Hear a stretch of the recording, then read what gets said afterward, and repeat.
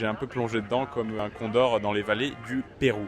Et à mon tour de vous donner mon avis sur I Love Peru, donc avec Raphaël Quenard, donc ce faux documentaire qui peut laisser un peu circonspect lorsqu'on oscille toujours entre des choses vraies et un scénario qui a été pensé pour le film. C'est très auto-centré, mais c'est un peu en général le principe même de ce genre de film. Il y a beaucoup de second degré. Au départ, je savais pas trop où ça nous emmenait. Et au final, j'ai été assez surpris de la direction assez dramatique que prenait le film, notamment sur toute l'histoire d'amour qui prend, c'est vrai, beaucoup de place. C'est un peu trop d'ailleurs par rapport à tout le reste, notamment le Pérou. Je me suis dit qu'il y avait d'autres choses à faire aussi par rapport à ce voyage-là. C'est pas les décisions que prend le film. J'ai été assez impressionné par les compétences de jeu à nouveau de Raphaël, au point que je me disais mais waouh, il est vraiment avec Anaïd. Du coup, je sais même pas s'ils ont vraiment de relation ou pas. Et bon, qu'est-ce que ça me fait à moi? Rien du tout. Mais en tout cas, dans le film, j'ai vraiment été dedans. Je me suis un peu laissé avoir. C'est plein de poésie comme il sait faire à sa façon. Je verrai dans 6 mois si je m'en souviens encore. Mais à vous de voir. Je suis curieux de savoir ce que vous en avez pensé. En tout cas, ça change de ce qu'on a l'habitude de voir, donc ça perturbe. Mais du coup, on s'y tient. Et puis, il y a un peu de coulisses finalement de toute sa carrière de ces dernières années. Chien de la casse ou dans L'amour ouf. Si on aime le cinéma français, on va voir plein de visages